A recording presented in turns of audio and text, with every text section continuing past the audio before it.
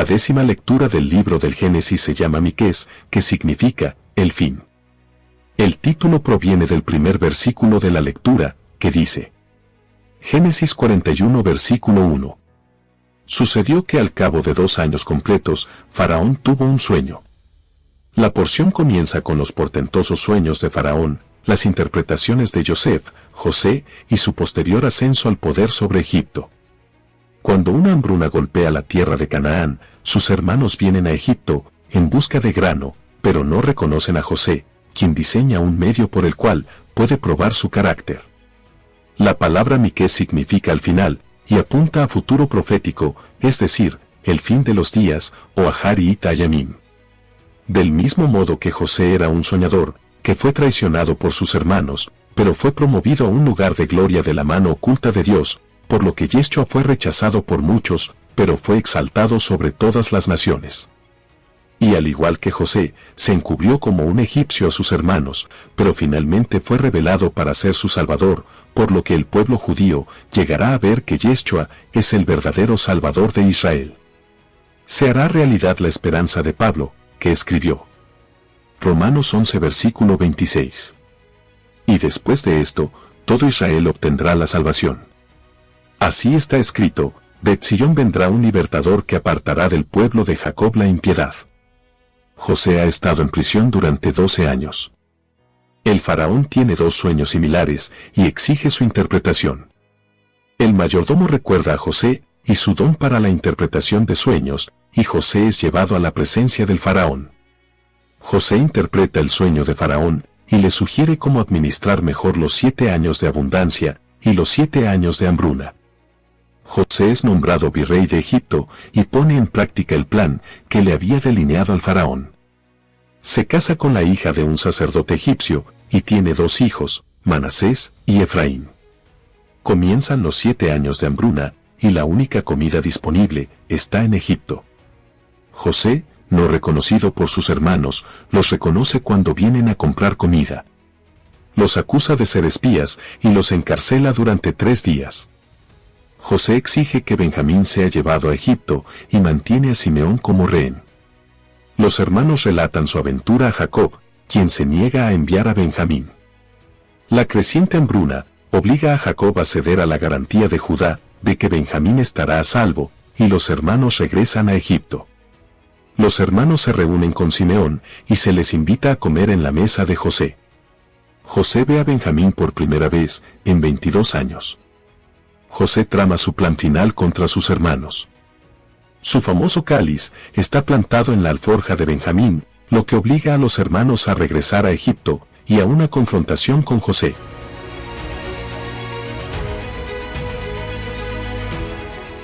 Si los hermanos de José eran malvados, ¿por qué fueron elegidos para formar el pueblo de Dios?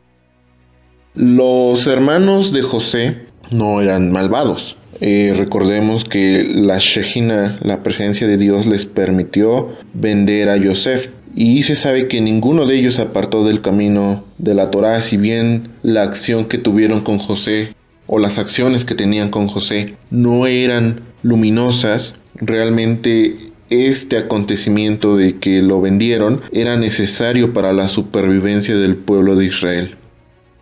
¿Cómo se interpreta un sueño? ¿Es un don o hay una técnica? Realmente es un don y su interpretación está sujeto realmente a las imágenes, al simbolismo que hay dentro del sueño. Uno puede ser su propio intérprete, pero esto no es fácil de lograr, solamente se consigue cuando uno es una persona entregada a cumplir el propósito de la Torá, una persona que guarda celosamente la Torá, Shabbat, y que cumple los mandamientos, y que se deleita en el estudio de la Torá. Entonces realmente este es un don que Dios manda a estas personas que son comprometidas con cumplir su voluntad. ¿Por qué Jacob manda a 10 hijos y no manda a Benjamín si ya era grande? ¿Acaso no le importaba que le sucediera algo malo a los demás? Recordemos que José era su hijo el primogénito, digámoslo así, de su mujer amada, y Benjamín era el segundo hijo de su mujer amada y era el menor, a pesar de que ya era grande Benjamín, pues él lo seguía viendo como un niño, o sea, él lo seguía queriendo y aparte es hijo de su mujer amada. Entonces realmente esto no que no le importara a Jacob que le pasara algo a sus otros 10 hijos. Claro que le importaba, pero Benjamín, digamos que ocupó el lugar de José cuando José llega a Egipto, y ahora Benjamín era como su hijo amado, su hijo favorito, digámoslo así. Aunque recordemos que no es que fuera su hijo favorito, sino él mismo lo dice, es que José me nació en mi vejez, cuando ya mis hijos podían hacerse a cargo de administrar la casa, pues. ¿Por qué José estaba en los puntos de venta si era el gobernador? Sí, José era el Natsaf Paneaj, era como algo así como el dador de pan, como el encargado. Entonces realmente tenía muchas labores. Él no estaba en los puntos de venta, sino que él como que supervisaba y vio a sus hermanos venir de lejos. Entonces esa es como la razón. En Génesis 41 versículo 6 se cumple el sueño de José. La duda es, ¿por qué en el sueño hay 11 espigas y en el cumplimiento solo hay 10 hermanos? Realmente más adelante sí se postran sus 11 hermanos y su padre delante de él, pero no está la luna, no está su mamá porque ya había muerto. Entonces realmente los sueños también son proféticos en tiempos futuros, haciendo alusión de que la luna representa a Israel. Entonces, aunque pareciera que no se cumple el sueño, sí se cumplen los sueños. Y recordemos que el sueño de José es un sueño profético mesiánico que está por ocurrir en un futuro, esperemos que no muy lejano. ¿Por qué José jura que no los librará hasta que no le lleven al hermano menor? Realmente él preguntó de todavía vive su padre y tienen otro hermano. Entonces fue esta la razón, porque él reconoció a sus hermanos, pero ellos no lo reconocieron a él. Entonces era como ¿cómo se le puede decir? Sí, como un chantaje para que llevaran a su hermano menor. Realmente no es que no los iba a liberar, sino que tenían que vivir eso para que se juntara nuevamente Israel. ¿Por qué José puso en prisión a sus hermanos por 3 días? Recordemos que la aflicción de Mashiach también duró 3 días, entonces también sus hermanos llevaron como esa aflicción de 3 días. Aparte, recordemos que estos 3 días son también simbólicos como de el tiempo en el que Israel iba a estar disperso por todas las naciones. Llevaron casi 2000 años de cautiverio, de que salieron cuando Roma destruyó el templo. Entonces, como esta la razón. ¿Qué es lo que hace que los hermanos reconozcan que lo que les está sucediendo es por lo que le hicieron a José? Pues todos los hermanos tenían realmente conexión con Dios, su conciencia no los dejaba descansar. Dijeron, ahora nos está ocurriendo esto, seguramente porque lo que le hicimos a José. Entonces podemos ver que eran hombres justos, que no les había pasado nada malo, más que a Judá probablemente con la historia de sus hijos, pero recordemos que también es Judá quien lo vende. Entonces su conciencia, su conexión con Dios sabían que esto era en consecuencia a lo que hicieron con José. ¿Por qué José toma a Simón y lo encarcela delante de ellos? ¿Qué coraje había entre Simón y José?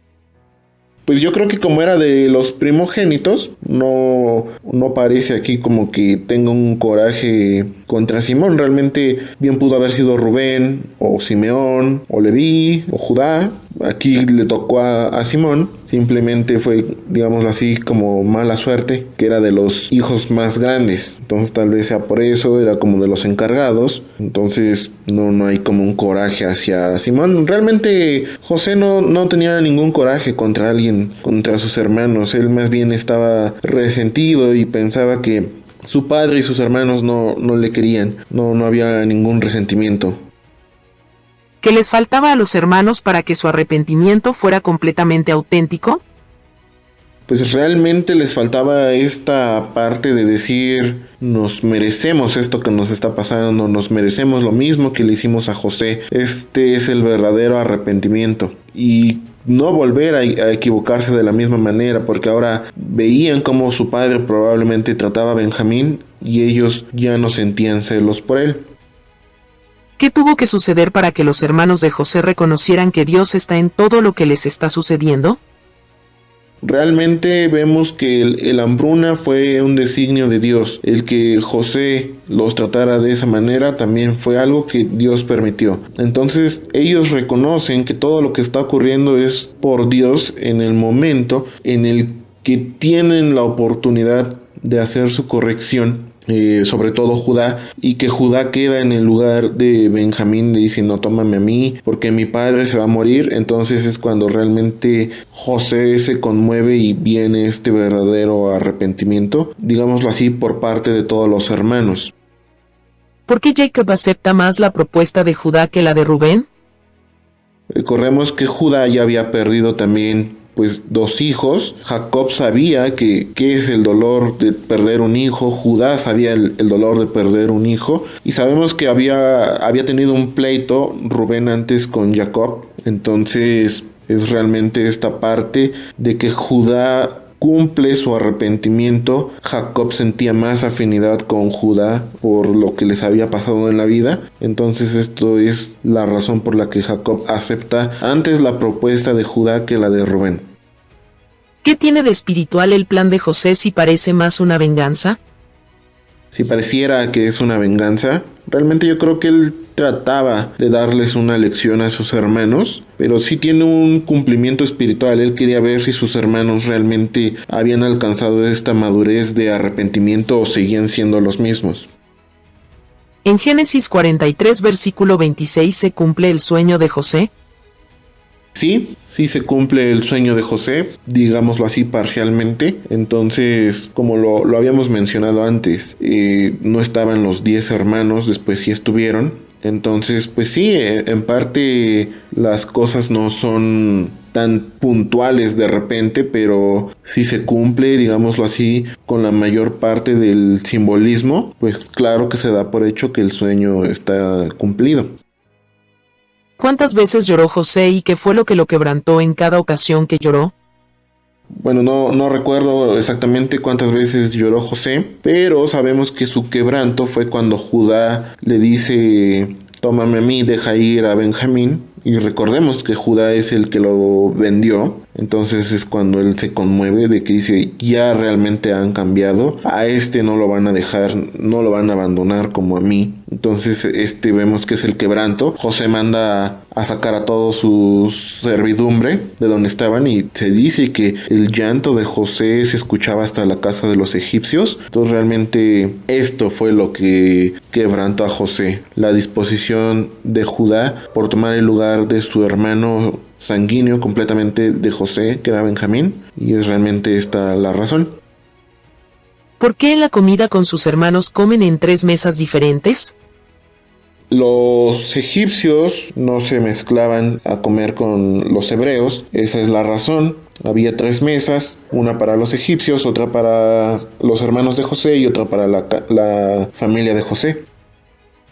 ¿Por qué a Benjamín le dieron una porción 5 veces más grande que a los demás?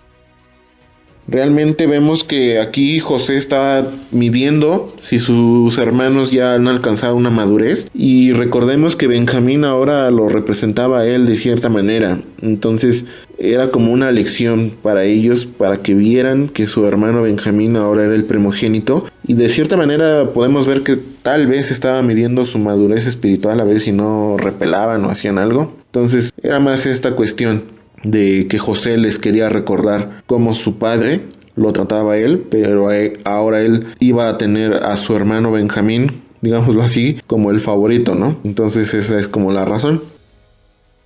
¿Cuál es para José la prueba máxima del arrepentimiento de sus hermanos? Bueno, hay varias, y la de Judá, cuando quiere tomar el lugar de Benjamín. Cuando Jacob muere, le dicen: mira, se ha mandado a decir tu padre. Entonces él ve que ellos están completamente arrepentidos, y claro, cuando se postran ante él y lo reconocen como su señor. Entonces hay bastantes. ¿Por qué al Mesías se le dice que es el hijo de Joseph?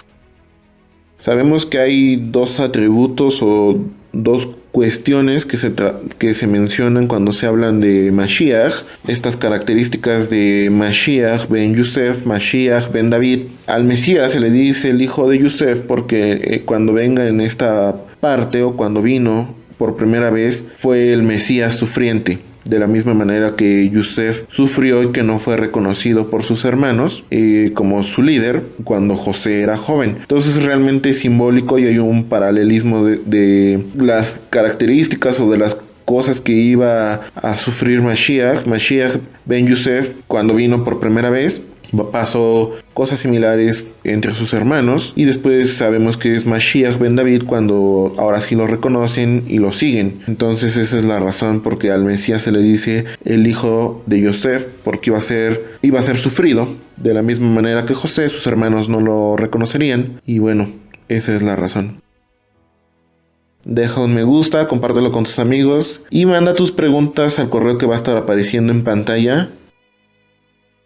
Y yo me despido con un gran shalom.